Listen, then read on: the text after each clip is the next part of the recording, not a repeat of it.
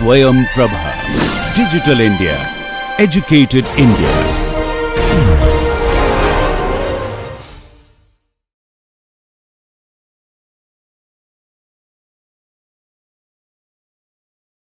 Which is U1 plus U2. And how would it look like? It depends on the frequency omega and omega n. Okay. So how much is this secondary frequency in this structure? So remember that I have two frequencies here now. One is the forcing frequency and the other one is the natural frequency which vibrates along this frequency, the forcing frequency. Okay, so the resulting response is the sum of response of both. All right. And that is how we decide which frequency is going to dominate, and that depends on the frequency ratio omega by omega n. Okay, so U1 here, the first part, okay, so let me write that it has two components U1 and U2. Okay, this U1 is called transient response.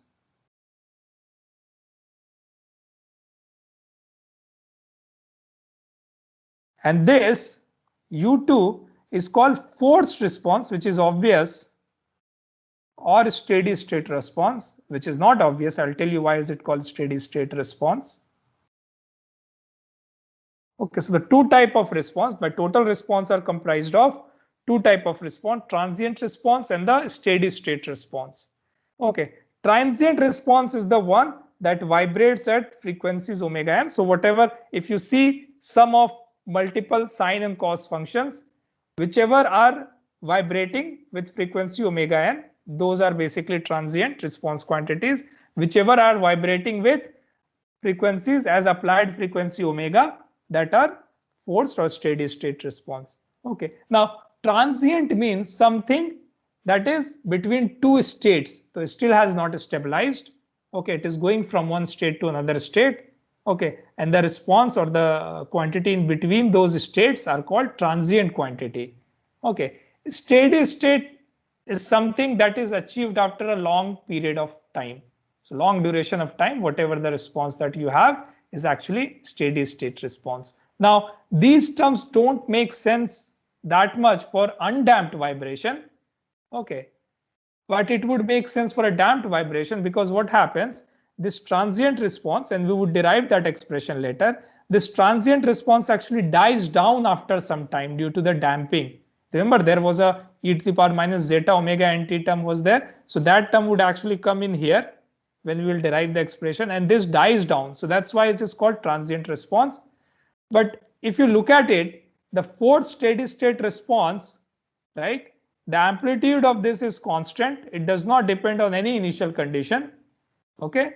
And as long as there is a forcing function sine omega t, this would exist whether there is a damping or not. Okay.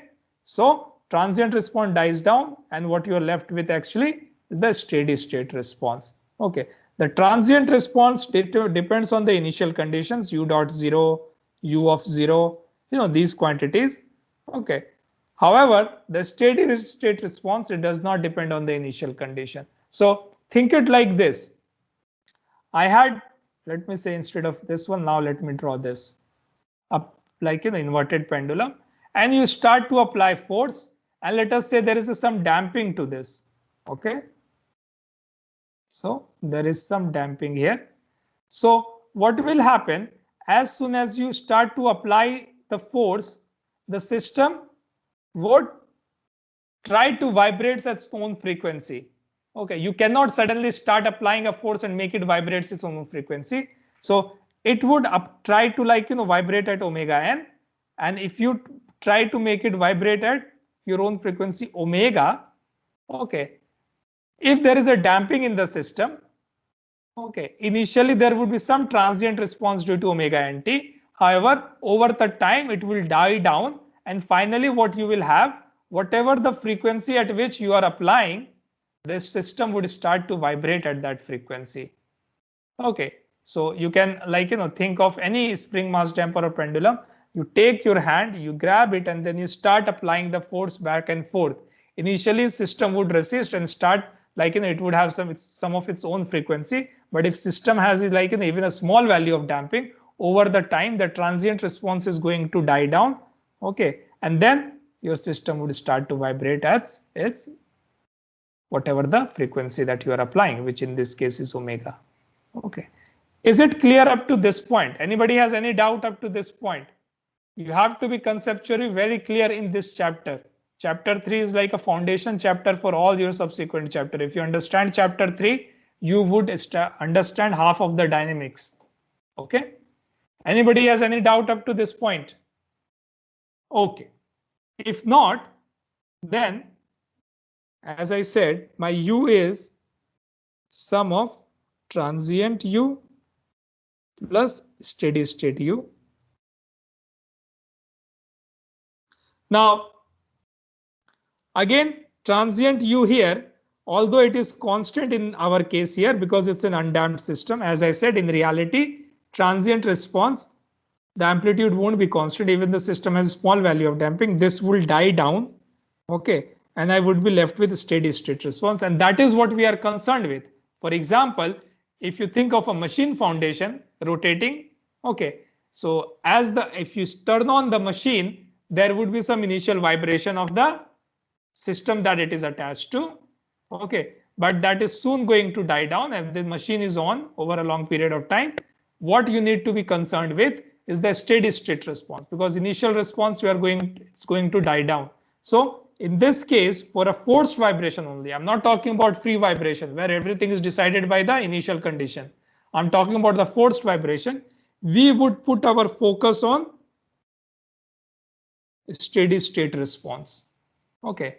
And remember from this expression here, let me write that expression again. Just I usually I write these expressions again and again so that you can look at them and then you can conceptualize that in your mind.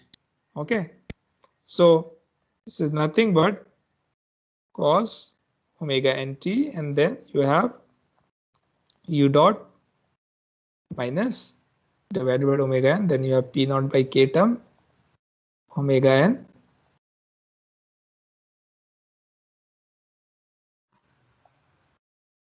sine omega nt. So this was my transient response because I had omega n term into. And then I had a steady state response, which I obtained as sine omega t. So what I'm saying, although this response is there initially when the system starts and it is non-zero, it won't be zero. The amplitude is constant for undamped vibration. For a realistic system, it would be zero because damping term would reduce it to zero. Okay. That's why we usually focus on the second term, which is the steady state response. Okay. So now what I'm going to do, I'm only going to consider ut as p naught by k. I'm only going to consider the steady state response. All right. So ut is this quantity now. Okay. And this is what we are going to study subsequently in this chapter. Is that clear to all of you? Why we are only studying the steady state response? Anybody has any doubt? If not, then let me again write down the equation of motion that we had for undamped harmonic motion. This was nothing but p naught sine omega t. Now we said that when we had a ramp loading, that if you apply a force of amplitude p naught very slowly, so let us call it slow, then your deformation or the peak deformation, you write it as, okay, you wrote it as what? You write it as p naught by k. Okay, this was for a spring, right, in which you were applying this force, the ramp loading. However, if I had to represent not the peak displacement here, but the displacement as a function of time, can I say that I would write this as p of t divided by k? I could do that, right? Okay. So in this case, if you only had the stiffness term and not the mass term, so that you don't have any dynamic effect. Okay, and if you apply a force p of t, your displacement can be written as whatever the force at any time t divided by k. Okay, and the same thing I'm going for sinusoidal excitation. Let us say I have this excitation here. Remember that my displacement won't be always, right? It won't be always the peak value. At this point, it would be different at this point of, so this is the excitation. Okay. So at different point, my displacement would be different. Okay, and I can write this. Okay, so for a static system, if mass is ignored, the corresponding static system for this can be written as k of ut is equal to p naught of sine omega t. I will tell you why we are doing this. So ut is p naught sine omega t by k. Okay, or let me write it nicely here, p naught by k sine omega t. Okay, this is for the case that mass is ignored. That means the dynamic effect is ignored. So I'm going to say the static loading. Okay, so there is no mass, there is no dynamic effect. I'm writing my ut as p naught by k sine omega t, which represents deformation in a spring subject to the force p naught, the sinusoidal varying force at any time t. Now, this I will call it u of static of t. Okay, so this I will call it u of static of t. And as you can see, the maximum value of this static displacement is actually this value here, because sine omega t is maximum at 1. So the maximum value of this is p naught by k. Okay, so I can write, remember, I have this expression here. Okay, I have this expression for the dynamic displacement which we had derived as p naught by k times sine omega t, which I can write it as, if I write p naught by k as u of st times this, I can write this u of st times 1 minus omega by omega n square times sine omega t, where u of st naught is basically the peak value of the static deformation or deformation corresponding to the amplitude of the applied force. So the deformation corresponding to the amplitude p naught of the applied force, this is the static displacement. So there are two ways to look at it. Let us say I take this sinusoidal force and I apply on this mass. Okay.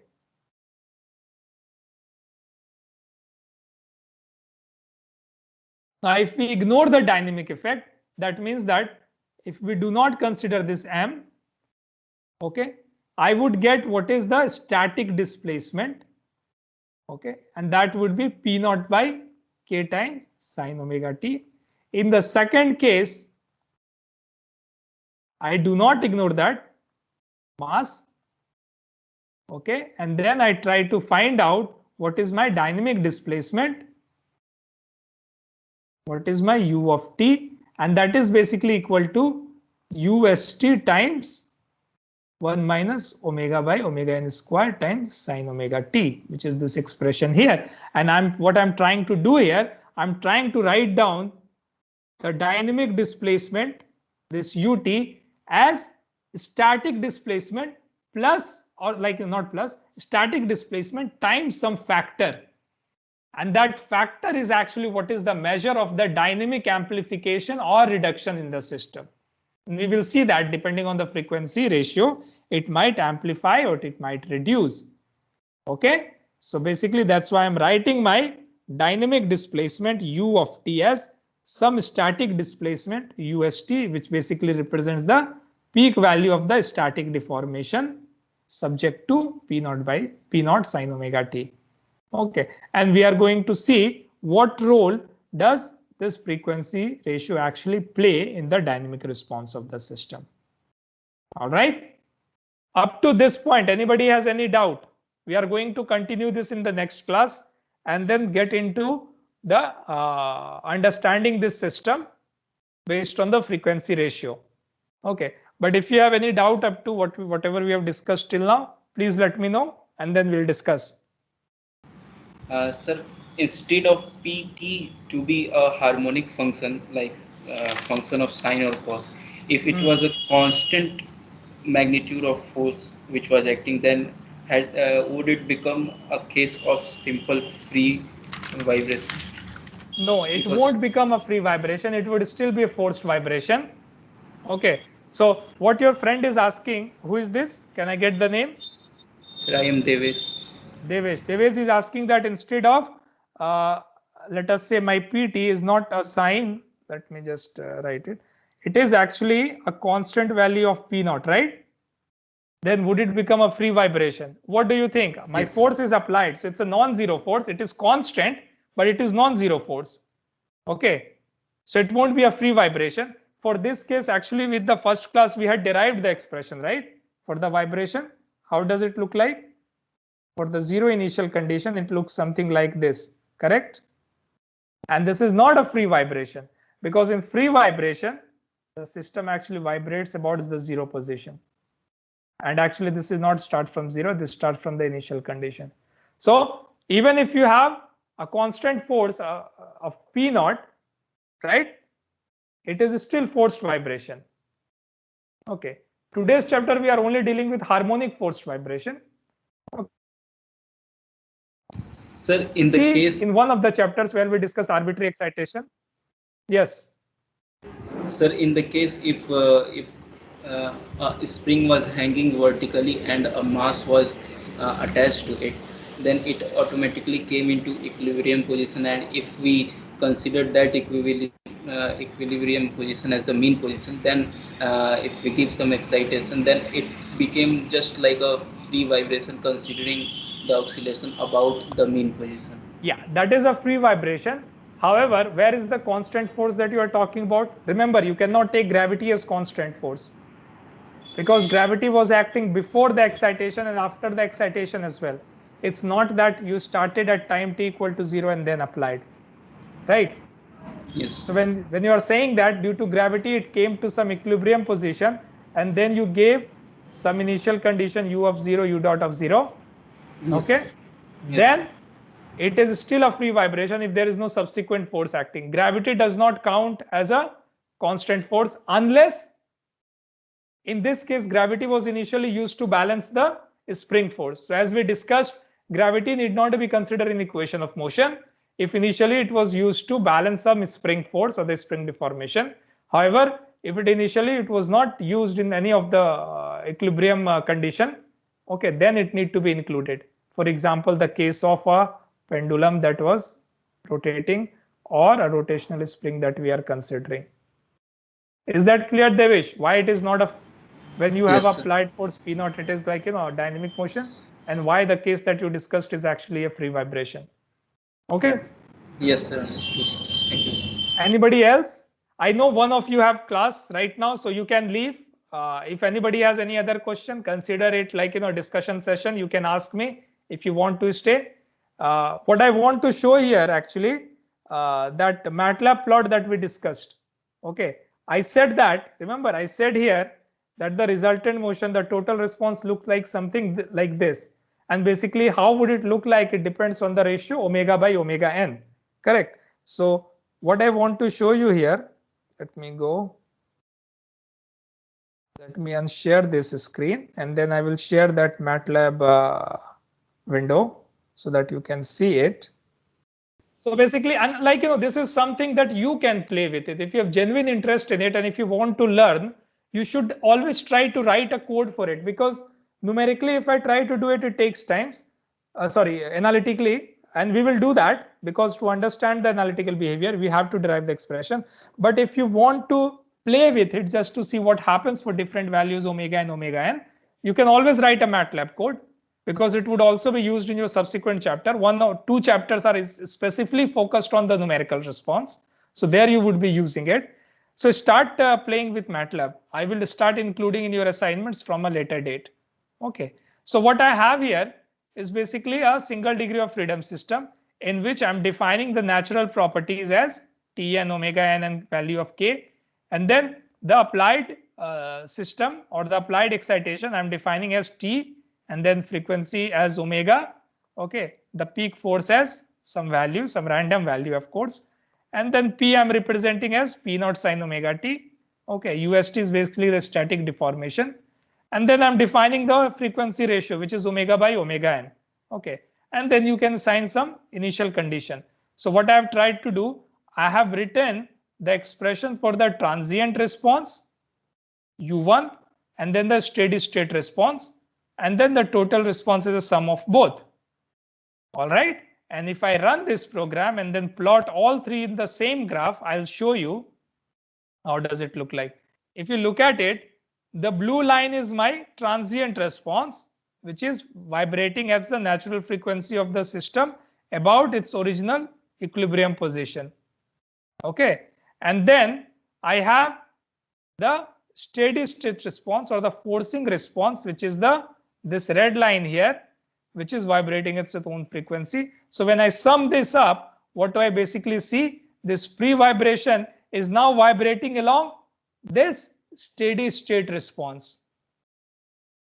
Okay, and you can change this. As a matter of fact, let us say that I change the applied frequency. For example, let me say that Tn, right now the Tn by omega n, 1 by Tn is what?